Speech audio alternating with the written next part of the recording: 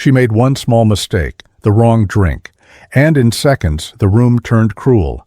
A young girl stood frozen as a powerful man humiliated her in front of everyone. No one moved. No one spoke. Fear kept every head down.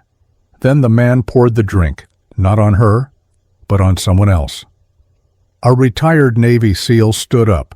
He didn't throw a punch. He didn't shout. He simply stopped the violence. And in that moment, everything changed. Before we begin, tell us where you're watching from and subscribe for more stories of faith, courage, and the miracles God hides in the darkest places. Winter presses Spokane into quiet submission. Snow dulls sound, dims color, and turns every street into a held breath.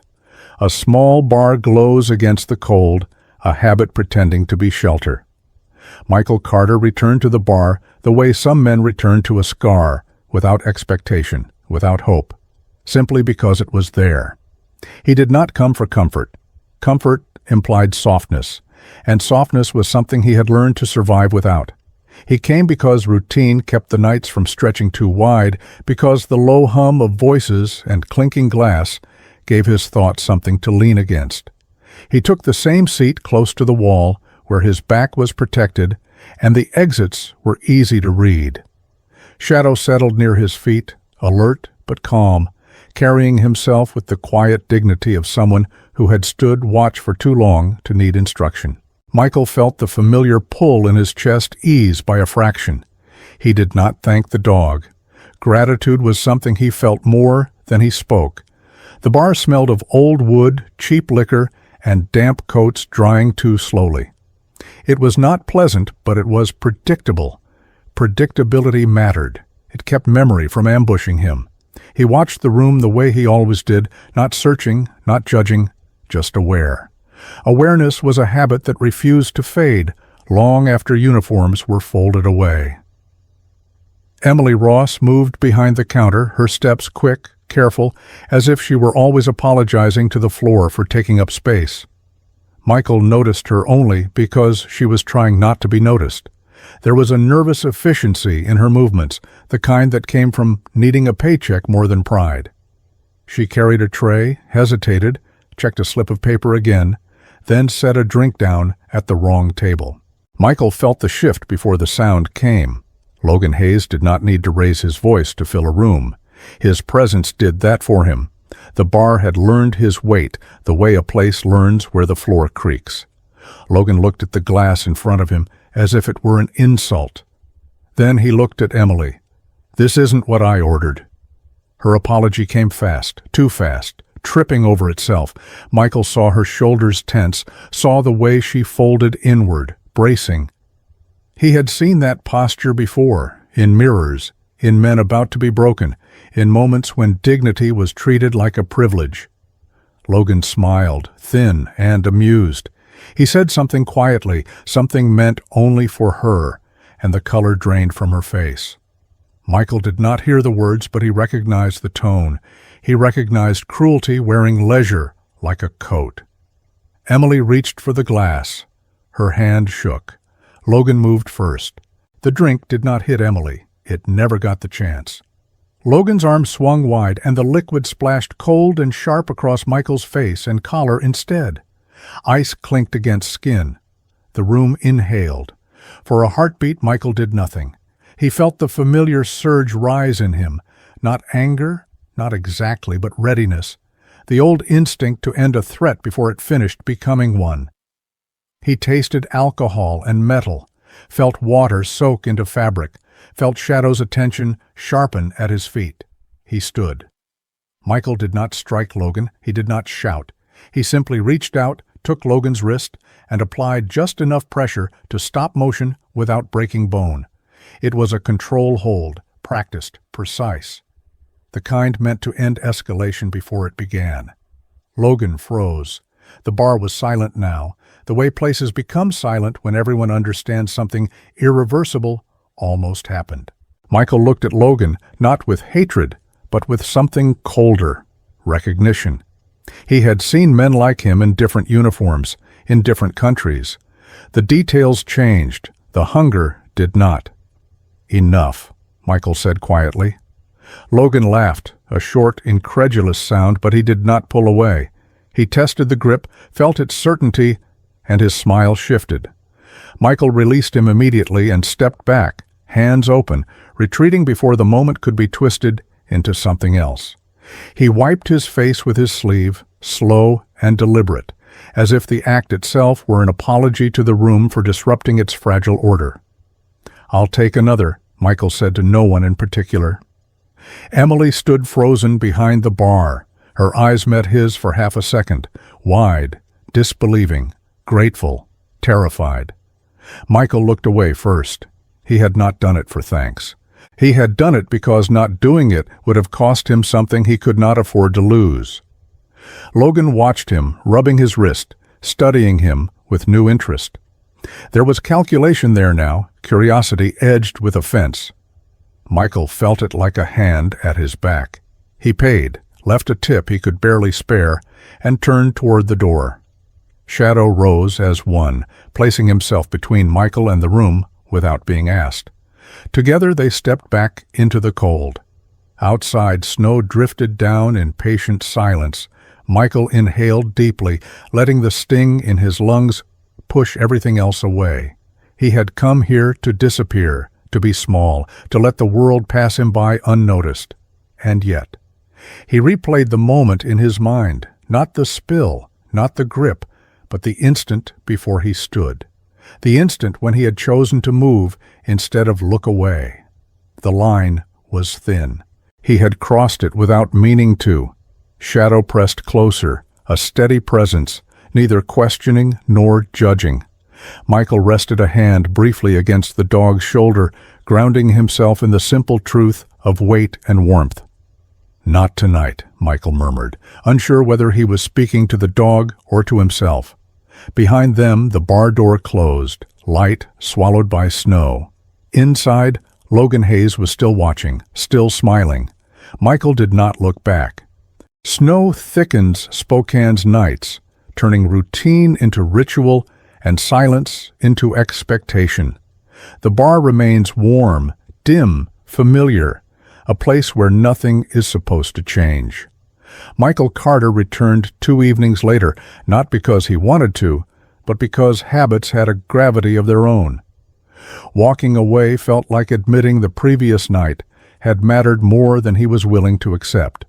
He told himself he was reclaiming normalcy, though he knew better. Shadow stayed close, settling as he always did, awareness tuned not to threat, but to Michael's state of mind, reading tension the way others read weather. Michael ordered a drink he barely tasted and waited, letting the low noise of the room smooth the edges of his thoughts. He noticed Emily Ross behind the counter, quieter than before, moving with the careful precision of someone aware that mistakes were remembered longer than apologies. Their eyes met briefly, nothing exchanged, yet something unspoken lingered, a recognition that the line crossed the other night had not vanished just because the floor had been mopped clean. Michael felt it too, a thin wire drawn tight beneath his ribs, the sense that attention once earned was rarely withdrawn. When he rose to collect his drink from the bar, it was an ordinary motion, unremarkable, the kind of movement that should not change anything. He did not look back as he stepped away from the table, trusting the space behind him the way he trusted Shadow, a trust built over years when vigilance had become instinct rather than choice. That trust lasted only a moment. The sound reached him first, a sharp scrape, then a sudden tension in the air that snapped his focus around. He saw Logan Hayes standing where he had not been a second earlier, his presence filling the gap Michael had left. Shadow had risen, not in aggression, but in reflex, the old programming surfacing, protect the space, protect the one who belongs to you. Logan's movement was fast and deliberate, a calculated intrusion meant to provoke rather than pass by. Michael registered the impact before he registered the reason, a jolt of shock that traveled straight into his chest as Shadow reacted, not with thought but with instinct, shaped by past harm and loyalty. The room erupted into noise, chairs shifting, voices rising. the sudden chaos of people realizing they were witnesses whether they wanted to be or not. Michael moved without thinking. Training did not announce itself, it simply acted. He crossed the space in seconds, dropping to one knee, hands steady despite the surge in his blood. Shadow was trembling, not in fear but in confusion, caught between restraint and defense. Michael spoke softly, not commands, just reassurance, the same tone he had used in places far from here when panic threatened to turn lethal. Logan's shout cut through it, loud, practiced, the sound of a man who understood exactly how attention could be bent to his will. Blood marked his hand, not serious, but visible, undeniable. Michael knew what came next even before the words were spoken. He had seen this pattern before, the reversal, the transformation of provocation into victimhood. Logan accused the dog, accused Michael by extension, his voice shaping the narrative while the room listened, some in shock, some already withdrawing. Emily stood frozen behind the bar, hands clenched, eyes fixed on Shadow with a look that mixed guilt and fear. Michael caught her gaze and saw the conflict there, the desire to speak weighed down by the knowledge of what speaking cost. The police arrived quickly, too quickly for coincidence to feel accidental. Michael stayed where he was, one hand on Shadow, the other open, visible, offering no resistance because resistance would only confirm what Logan was selling. He answered questions plainly, kept his voice level, watched the officer's expressions harden as Logan talked over him, gesturing with his injured hand as if it were proof enough. Michael felt the familiar frustration rise, the kind born not of injustice itself, but of its predictability. He had stood in rooms like this before, watched truth lose ground to volume and confidence. Shadow was pulled away despite Michael's protest, not far, but enough to send a jolt of helplessness through him, sharper than any blow. He argued once, then stopped, recognizing the point at which arguing became noise. The officers wrote, nodded, made decisions that would ripple outward in ways none of them acknowledged. Logan watched the process unfold with thin satisfaction, not triumphant, but assured, as if this outcome had been waiting for him all along. When it was over, the bar felt smaller, air heavier. Michael was released, not arrested, but marked. The looks followed him as he left, not hostile, not kind, simply distancing, the look people wear when they sense trouble and hope it moves on without them. Outside, the cold hit him harder than before. He stood alone for a moment, hands empty, the absence at his side louder than any accusation. Shadow had always been there, a constant presence that anchored him to now, to here. Without that weight, the night stretched wider, less defined. Michael walked home slowly, replaying the moment he had stood up from the table, wondering how such a small decision could unravel so much. He did not blame Shadow. He did not even blame Logan, not really. Blame was easy.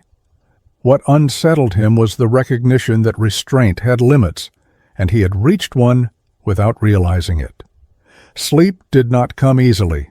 When it did, it was shallow, fractured by half-remembered rooms and familiar sounds that no longer belonged to the past alone. By morning, the town felt different. Doors closed sooner. Conversations ended when he approached. Work that had been tentative but available was suddenly gone. No one explained. No one needed to. Michael carried the weight of it quietly, telling himself he could endure isolation, that he had chosen it once and survived. Yet each hour without Shadow pressed on him, a reminder that endurance was not the same as acceptance. He told himself the dog would be fine, that systems would correct themselves, that truth had a way of surfacing. He had told himself these things before, in other contexts, with mixed results. Late that afternoon, as snow began to fall again, soft and persistent, Michael felt the first real flicker of doubt. Not fear for himself, but for what his presence now meant for those around him, for Emily behind the bar, for Shadow in unfamiliar hands. He wondered if staying had been a mistake, if disappearing might still be possible, if retreat could undo what had already been set in motion. The thought lingered longer than he liked, heavy and unresolved. Somewhere in town, Logan Hayes was telling his version of the story, and people were listening because listening was safer than asking questions. Michael stood by his window as darkness settled, the absence beside him sharp and immediate, and understood that whatever came next would not allow him the comfort of habit again. Winter settles deeper over Spokane, quiet no longer comforting but watchful, as consequences ripple outward and ordinary days begin to fracture under unspoken judgment. Michael Carter learned how fast a town could decide who no longer belonged. It did not happen with shouting or confrontation, but with absence. The hardware store that had promised a few days of work suddenly had nothing available. A neighbor who used to nod now looked past him as if searching for something behind his shoulder. Conversations softened and ended when he entered a room not hostile, just careful, as though proximity itself carried risk. Michael told himself this was familiar terrain. He had lived through worse silences, heavier ones, places where names vanished overnight, and no one asked why. Still, this felt different. This was not the silence of war or loss, but of convenience, of people choosing the least dangerous path and convincing themselves it was neutral. Each rejection pressed against him, not as anger, but as a steady erosion, wearing down the belief that endurance alone could keep everything intact. What weighed on him most was not the work lost or the looks avoided, but the knowledge that Shadow was not at his side, that the one constant presence that had anchored him through years of uncertainty was now absent, injured, and beyond his immediate reach. He replayed the moment in the bar again and again, not the chaos, but the split second before it, when Logan had moved and Shadow had reacted. Michael understood that reaction intimately. It was not aggression, it was memory. A reflex shaped by harm endured and loyalty learned the hard way. Shadow had not chosen violence. Shadow had chosen protection, the same way Michael had chosen it countless times before consequences became personal. That understanding did nothing to change the reality unfolding around him. Rumors moved faster than truth, carried in lowered voices and half-glances. By the second day, Michael knew his reputation had been quietly rewritten. He was no longer the quiet man with the dog. He was the problem people hoped would solve itself by leaving. Money became a calculation rather than a background concern. Michael counted what he had left, stretched meals thinner, ignored the cold creeping into the house at night. He told himself Shadow was receiving care, that separation was temporary, that systems existed for a reason. Yet doubt crept in during the long hours, fueled by the knowledge that systems often served those who knew how to bend them. He thought of Logan Hayes and the ease with which the man had shaped the narrative, how naturally authority had leaned in his direction. Michael had seen that pattern before too, not just in combat zones, but in quieter places where power hid behind familiarity. What unsettled him was not Logan's behavior, but how predictable it all felt, how little surprise remained in watching the same story unfold in a different setting. Emily Ross found him just after dusk on the third day. Michael had not heard her approach, absorbed as he was in repairing a loose board on the porch, a task chosen more for its simplicity than necessity. She stood there uncertainly, hands clasped around a small bag, her presence tentative, as if she expected to be turned away. Michael straightened slowly, taking in her expression, the tension beneath her composure. He wondered what it had cost her to come here. Emily did not waste time with explanations. She held out the bag, food meant for a dog, and then a folded slip of paper, the ink smudged as though it had been rewritten more than once. She spoke quietly, words measured, explaining that she knew someone, a veterinarian on the edge of town, a friend of her family, someone who did not ask questions and would help if Michael mentioned her name. She emphasized the word help, not payment, her voice tightening slightly as she said it, as if anticipating refusal. Michael listened without interrupting. He felt a familiar conflict stir inside him, the instinct to refuse assistance, to carry the burden alone, rather than risk pulling someone else into his orbit. That instinct had kept people safe once. It had also left him isolated more times than he cared to admit. He looked at Emily, saw not naivety, but resolve, tempered by fear, the kind that came from knowing the cost of visibility and choosing to act anyway. When he accepted the paper, their fingers brushed briefly, a small contact that carried more weight than the gesture suggested. Emily did not stay long. She did not ask questions about Shadow or the bar or Logan. She simply nodded once, as if sealing an agreement neither of them spoke aloud, and left before hesitation could change her mind. Alone again, Michael unfolded the paper and read the address slowly, committing it to memory. He felt something loosen in his chest, not relief exactly, but the easing of a pressure he had grown accustomed to carrying. It was not the promise of free care that affected him most, but the fact that someone had chosen to act without being asked, had crossed the same line he himself had crossed in the bar. He understood then that Emily's visit was not just kindness, but risk, and that knowledge settled heavily on him. He resolved in that moment that whatever followed would not be allowed to circle back to her if he could help it. The following hours passed in a haze of preparation and restraint. Michael gathered what little he needed, rehearsed conversations that might never happen, and tried to quiet the unease that grew with each passing minute. He thought of Shadow in unfamiliar surroundings, healing or waiting, and wondered how the dog understood this separation. He imagined Shadow's confusion, the internal conflict between trust and vigilance, and felt a sharp ache of recognition. They were both navigating spaces shaped by other people's choices, both relying on instincts forged under pressure.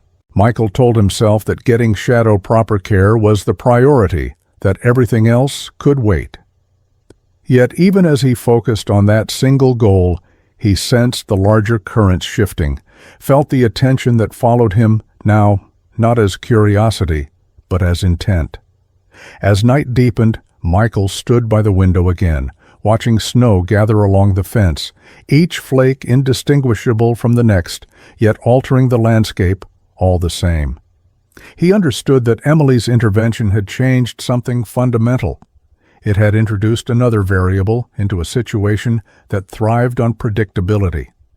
Somewhere, Logan Hayes was likely becoming aware that Michael Carter had not simply folded. That quiet did not mean finished. Michael did not know how or when that awareness would surface, only that it would. He closed the curtain and rested his hands on the sill, grounding himself in the present. He had not sought this path, but it was opening nonetheless, shaped by choices made in small moments. Tomorrow, he would take the address Emily had given him and do what needed to be done for Shadow. And after that, he would face whatever consequences followed, knowing now that silence was no longer just his burden to carry. Snow presses Spokane into a deeper stillness, the kind that follows decision rather than peace, as winter tightens its hold and attention turns quietly toward one man. Leaving Shadow behind was harder than Michael Carter had expected. He told himself it was temporary, necessary, the only way to make sure the dog healed without becoming a target again. Still, when he stepped away from the small house where Shadow would recover, the absence felt physical, like a missing limb he kept reaching for out of habit. The veterinarian had spoken calmly, confidently, assuring him that Shadow would be safe there, watched over, protected by walls and routine rather than instinct and vigilance. Michael nodded, thanked them, and walked back into the cold alone, carrying the weight of trust placed not only in him, but in Emily Ross, whose quiet intervention had made this fragile arrangement possible. He replayed her words in his mind as he walked, the way she had insisted it was safer this way, how her voice had steadied even as her hands trembled. Michael understood then that protection sometimes meant distance, that guarding something precious could require stepping away from it, even when every instinct argued otherwise. The town felt sharper without Shadow at his side. Sounds carried farther. Footsteps behind him seemed louder, more deliberate. Michael noticed how eyes lingered longer now, how conversations paused not just out of discomfort, but calculation. He sensed the shift the way he had once sensed changing conditions in unfamiliar terrain, the subtle indicators that preceded escalation. It did not surprise him when he realized Logan Hayes would not let the situation rest. Men like Logan did not tolerate unresolved challenges. They required submission or spectacle, preferably both. Michael had given neither. He had not struck Logan, had not shouted, had not retreated fully either. That ambiguity was dangerous. It left room for interpretation, and Logan was already skilled at shaping interpretation to his advantage. Word traveled quickly in Spokane, carried through side conversations and casual remarks, meant to sound harmless. Michael heard fragments as he passed through town, comments that stopped just short of his name, suggestions that implied rather than stated. He learned that Logan had been asking questions, that people who rarely agreed on anything suddenly shared a story about a dangerous dog and its unstable owner. Michael did not bother correcting them. Correction required an audience willing to listen, and this was not that moment. Instead, he focused on practicalities, on securing his house, on reducing variables. He slept lightly, waking at every unfamiliar sound, though he knew vigilance would not stop what was already moving toward him. The confirmation came near dusk when Emily appeared again, breathless, eyes wide with urgency. She did not come close this time, keeping her distance as if proximity itself might draw attention. She told him what she had heard, how Logan Hayes had gathered men, how they were asking where Michael lived, how the questions had shifted from curiosity to intent. Michael listened without interrupting, absorbing the information with the same measured calm he had used in other moments when choices narrowed quickly. Emily's fear was evident, but beneath it was resolve. She warned him because she believed he deserved warning, because silence had already taken too much. Michael thanked her, quietly, sincerely, and told her to stay away after this, to let whatever happened be his responsibility alone. Emily hesitated, then nodded, understanding the boundary he was drawing, even as she resented the necessity of it. After she left, Michael stood in the center of his empty house and considered his options. Leaving town was still possible. He could drive through the night, put miles between himself and Spokane before Logan's plans solidified.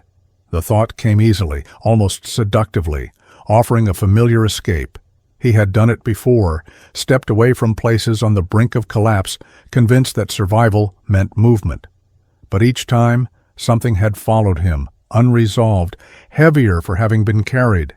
He thought of Shadow, healing somewhere because Emily had taken a risk. He thought of the bar, of how quickly cruelty had found space there. He thought of the pattern he recognized too well, the one where bullies thrived because no one stayed long enough to say no. Leaving now would protect him, perhaps, but it would confirm every story Logan was telling.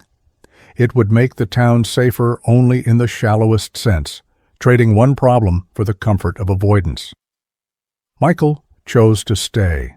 The decision settled over him with unexpected calm. Not relief, but clarity. He moved through the house methodically, checking doors, preparing without panic. He did not arm himself beyond what was necessary to defend, not attack. This was not about proving anything. It was about drawing a line where one had not existed before. He accepted that confrontation was coming, that Logan would test him again, this time without pretense. What mattered was how he met it. He would not be reckless. He would not be cruel. He would not become what Logan expected him to be. Night fell early, the sky darkening into a uniform gray that erased depth and distance. Michael waited, senses attuned, mind steady. When the sound finally came, it was unmistakable.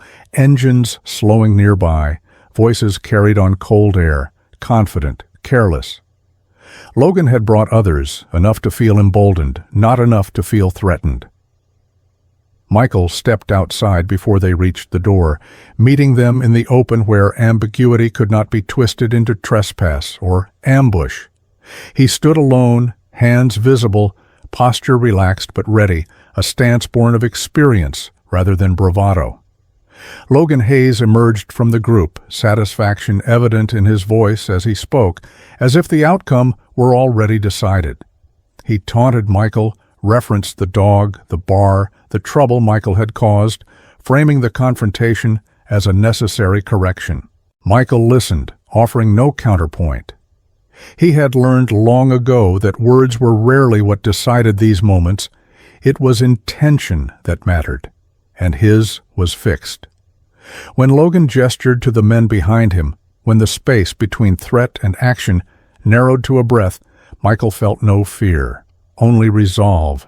He knew Shadow was not here, and that absence sharpened his focus rather than weakening it. Whatever happened next would happen because he chose to stand, not because he was cornered. As Logan took a step forward, the first snow of the evening began to fall again, soft and steady, indifferent to the tension gathering beneath it.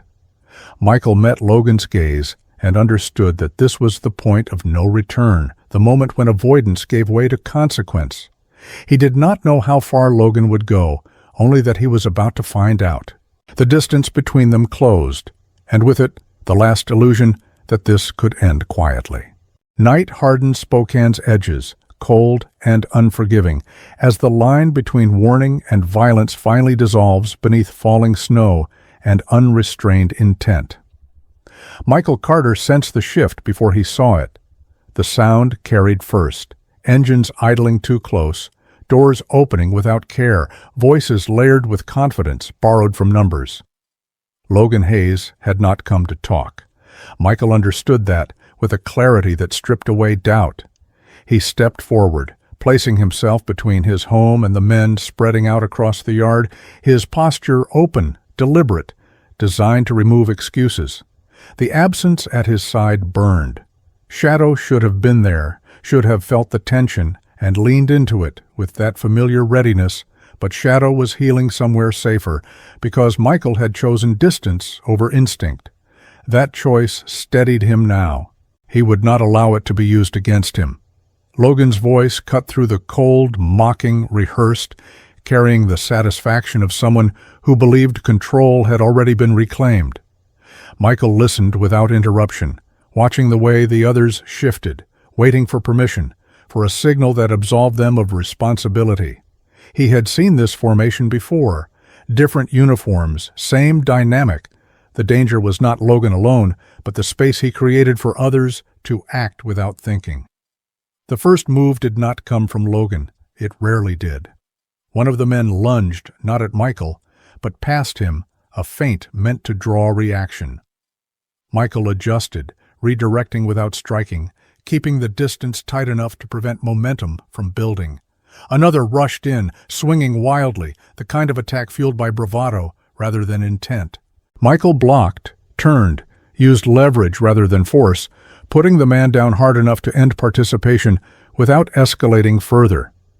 He felt the familiar narrowing of focus, the world reducing itself to angles and timing, breath and balance.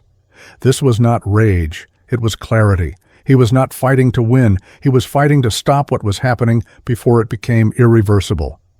Logan shouted, anger cracking through his composure.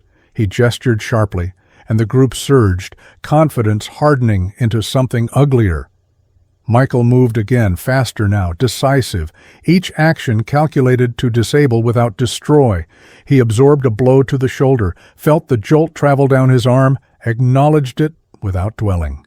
Pain was information, nothing more. He shifted positions, keeping himself between the men and the direction Shadow had been taken earlier that evening. The realization struck him mid-motion, sharp and immediate. Logan was not here to punish Michael alone. Logan had sent others ahead, toward the place Shadow was recovering, toward the one vulnerability Michael had tried to remove from the equation. The thought cut deeper than any strike. It clarified everything. Michael ended it quickly after that. He closed distance, neutralized the remaining threats with controlled force, pinning one, disarming another, leaving no room for doubt about the outcome. When Logan finally stepped back, his voice faltering, the yard fell into a stunned quiet, broken only by labored breathing. Michael stood amid them, chest rising and falling, snow settling on his shoulders, hands steady. He did not advance on Logan. He did not need to. The message had been delivered without words. This would not go the way Logan expected. Not tonight. Not cleanly. Michael turned away first, not in retreat, but in dismissal, and moved toward his truck with purpose. He drove fast, faster than he liked, tires biting into snow as the town blurred past. His mind raced ahead of the road, mapping possibilities, calculating time lost and ground covered. He did not know how many Logan had sent or how soon they would arrive, only that delay favored the wrong side. When he reached the small house where Shadow was staying, the scene was already unfolding. Voices raised, harsh and insistent, a door forced open under the weight of intimidation rather than strength. Michael exited the truck and closed the distance in a handful of strides, his presence cutting through the chaos like a blade. The men turned, surprised, unprepared for resistance here, in a place they assumed would fold. Michael did not give them that chance. He moved with the same restraint as before, but now with urgency sharpened by fear for what lay behind him. He positioned himself between them and Shadow, whose distress he felt even before he saw him, a surge of agitation and pain that tore through Michael's composure. Shadow's confusion was palpable, the betrayal of safety more disorienting than the blows themselves. Michael spoke once, low and firm, grounding the dog even as he engaged the men. He took one down with a twist and sweep, another with a controlled strike that ended forward motion instantly. The remaining attackers faltered, bravado collapsing, when confronted with certainty rather than chaos. Michael held them there, immobilized, until movement ceased and silence returned. When it was over, Michael dropped to one knee beside Shadow. He did not inspect injuries in detail. He did not need to. He felt the dog's distress like a physical echo, the conflict between trust and trauma resurfacing. Michael pressed his forehead briefly to Shadow's, a wordless promise that this violation would not stand unanswered. Around them, the aftermath settled heavily, the realization dawning on those present that this had gone far beyond intimidation. Someone had called the police. Michael knew it before the sirens cut through the night, distant but approaching. A sound that carried neither relief nor fear, only inevitability. He remained where he was when the lights arrived, hands visible, body positioned protectively without aggression. The officers took in the scene quickly, eyes moving from the restrained men to Logan's absence, to Michael kneeling beside the dog. Questions came sharp and fast. Michael answered what was asked, nothing more. He did not embellish. He did not accuse. He understood the ground he was standing on was unstable. He felt it shift when the officer's tone changed, when glances were exchanged that carried recognition rather than neutrality. Logan Hayes was not here, but his influence was. Michael was ordered to stand, to step away, to comply. He did, carefully, ensuring Shadow was left in capable hands before allowing himself to be separated. As he was escorted toward the cruiser, Michael caught sight of familiar faces at the edge of the scene, neighbors who had watched from behind curtains now standing exposed by flashing lights. He read their expressions easily: fear, uncertainty, something like shame. He wondered which of them had seen the beginning of this, which had chosen silence, which might speak now if given a reason. He wondered if Emily Ross was watching somewhere and if she understood what her quiet help had set in motion. The thought steadied him as the door closed and the engine started. Michael did not know how this would end. He knew only that the line had been drawn and crossed, that Logan's attempt to weaponize fear had failed in the open, and that consequences were no longer theoretical. As the cruiser pulled away, he looked back once, not at his house, but toward where Shadow remained, safe for the moment. He held on to that certainty as the night swallowed the road ahead, aware that the next battle would not be fought with hands, but with truth, and that it would demand a different kind of endurance. Winter loosens its grip, but Spokane remains tense, caught between authority and truth, as flashing lights redraw loyalties and silence begins to fracture. Michael Carter understood the shape of custody the moment the cruiser door closed.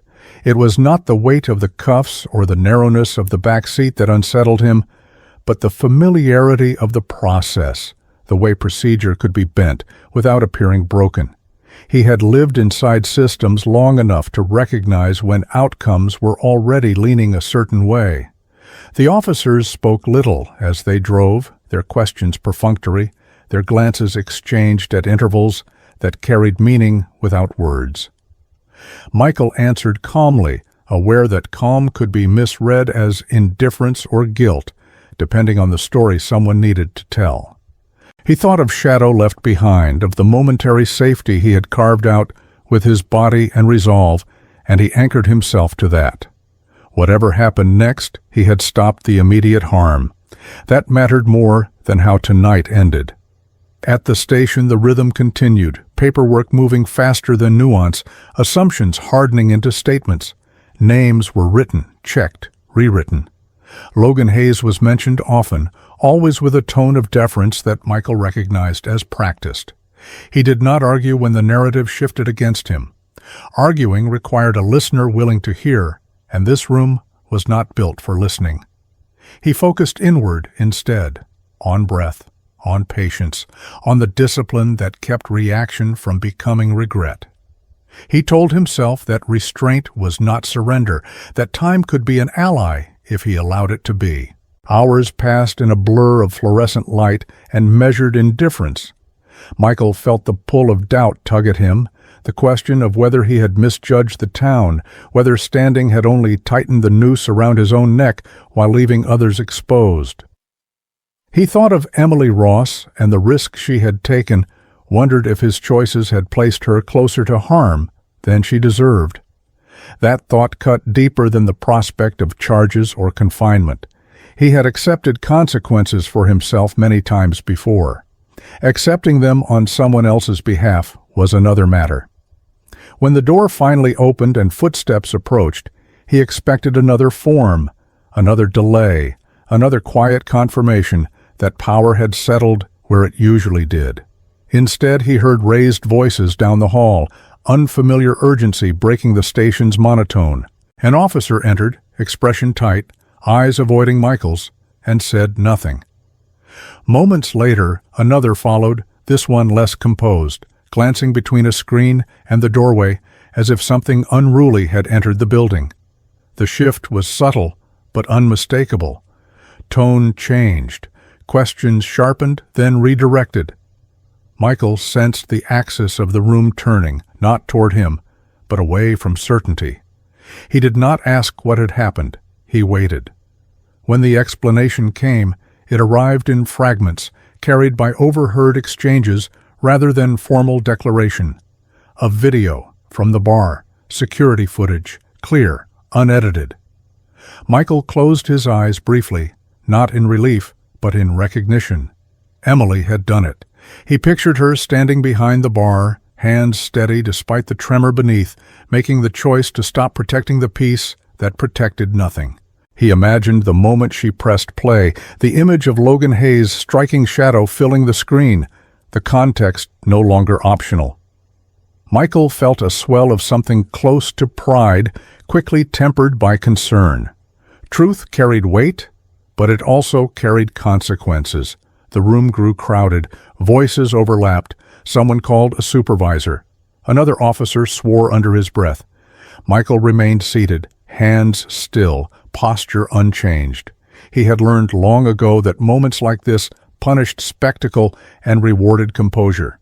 When an officer finally addressed him directly, the words were careful, revised mid-sentence, stripped of certainty. Michael was uncuffed without ceremony, the metal clicking away like a punctuation mark removed from a sentence that no longer read the same.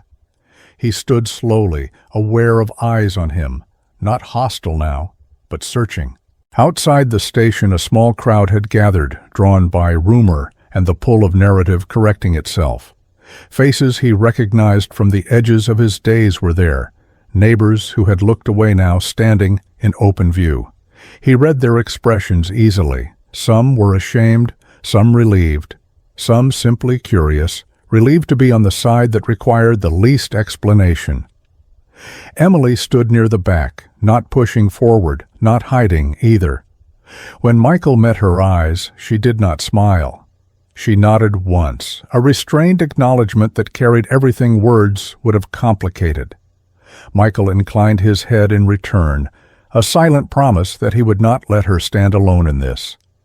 The officers moved past them then, urgency redirected, radios alive with new instructions. Logan Hayes was being sought, the tone stripped of its earlier familiarity. Michael watched the machinery of authority recalibrate, not with satisfaction, but with sober acceptance. This was how systems corrected themselves, not with apology, but with momentum. He felt no triumph, only the steadying sense that something untrue had lost its footing. Logan was brought in before night fully settled, his confidence diminished but not extinguished, the defiance in his posture a final attempt to hold shape against gravity. Michael did not approach him. He did not need to. The evidence spoke with a clarity that required no witness testimony, no raised voice. Around them, the town pressed closer, emboldened by the shift, conversations growing louder, less guarded. Michael felt the weight of attention again, but this time it did not threaten to crush. It simply existed, a consequence of visibility he had accepted when he chose to stand. He thought of Shadow, of the confusion the dog had endured, and resolved that whatever came next would prioritize healing over vindication. When he was told he was free to go, Michael stepped outside into air that felt lighter than it had in days. Snow began to fall again, softer now, as if the night itself had exhaled. As he walked toward his truck, he understood that the conflict was not over, only transformed. Truth had surfaced, but it would need guarding the way Shadow had guarded him, patiently, without expectation. He knew there would be backlash, whispers, attempts to reframe what had happened. But he also knew something essential had shifted. The town had seen itself in the mirror and not turned away. Michael started the engine and drove toward where Shadow waited, heart steady, aware that the next test would not be physical. It would be quieter, longer, and demand a different kind of endurance. Behind him, the station lights glowed against the snow, and ahead, the road curved into uncertainty that felt, for the first time, navigable.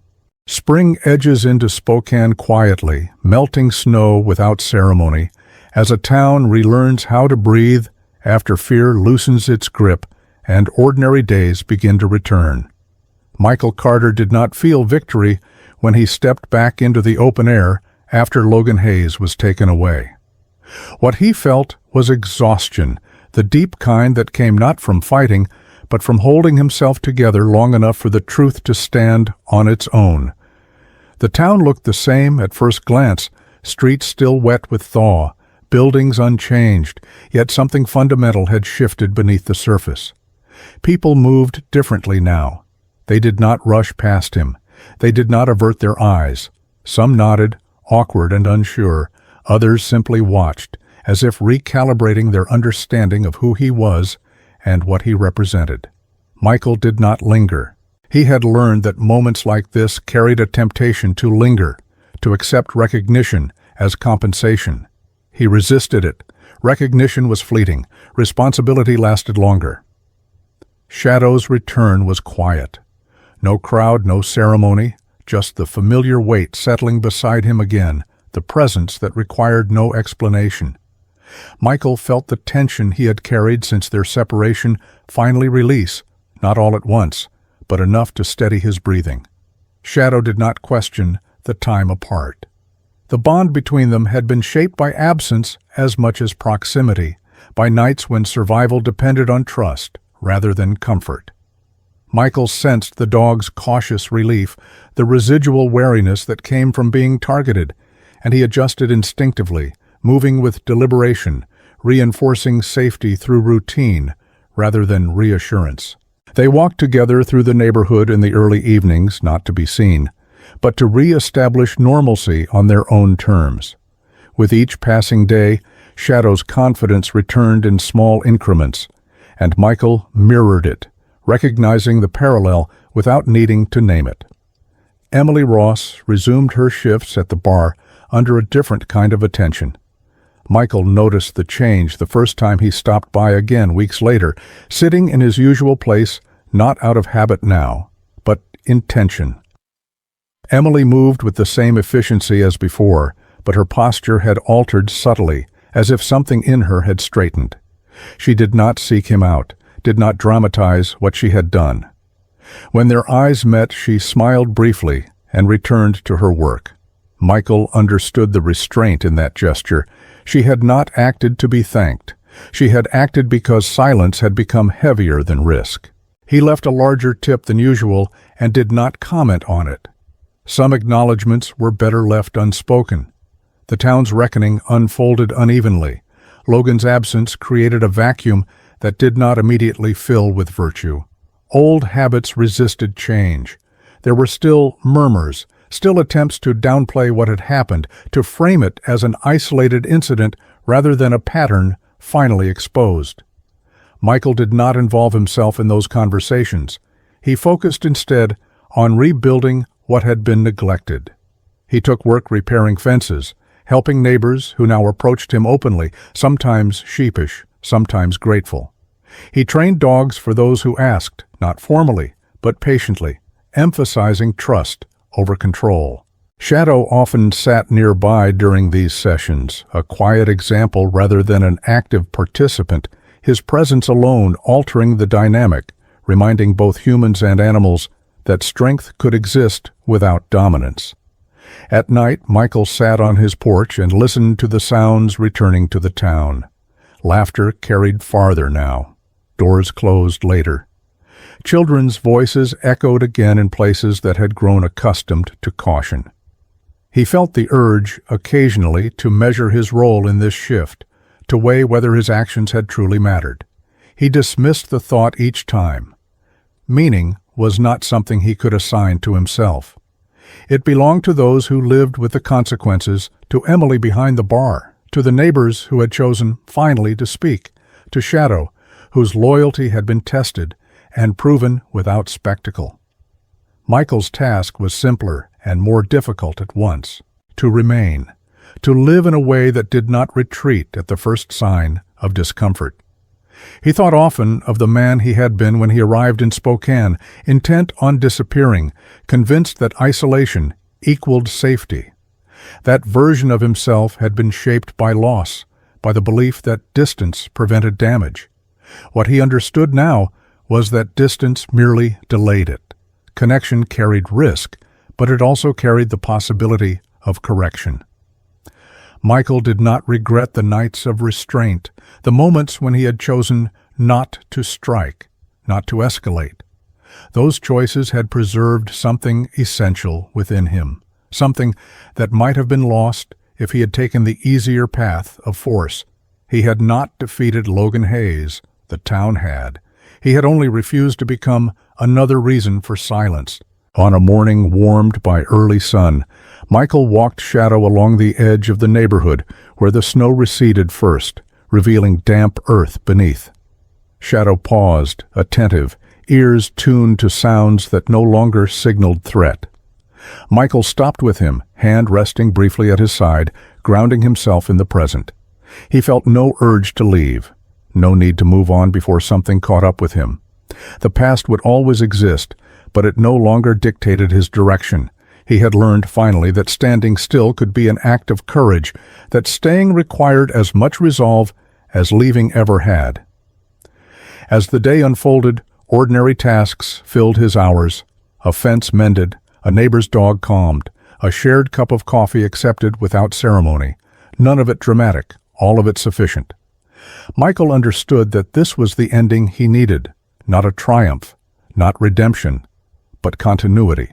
A life that did not erase what had happened, but integrated it without letting it dominate. When evening came, he returned home with Shadow at his side and sat on the porch as the light faded, the town settling into a quieter, kinder rhythm. Michael did not feel at peace in the way stories often promised. He felt something steadier, earned rather than granted. He stayed there until the stars emerged faintly through thinning clouds, then went inside, closing the door on a chapter that had tested him, and opening the next phase of his life, not with certainty, but with acceptance. That, he knew now, was enough. Sometimes miracles do not arrive with thunder or fire. Sometimes they come quietly, disguised as a choice not to look away, a hand that steps in, or a heart that refuses to become hard. God does not always stop the storm, but He often sends strength to stand through it. In everyday life, we face moments where silence feels safer than truth, and walking away feels easier than doing what is right. This story reminds us that when we protect what is good, when we choose courage over comfort, God works in ways we may never fully see. If this story touched your heart, please share it with someone who needs hope today. Leave a comment and tell us where you are watching from or who this story reminded you of. Don't forget to subscribe for more stories of faith, courage, and healing. May God bless you, protect you, and guide you through every quiet battle you are fighting.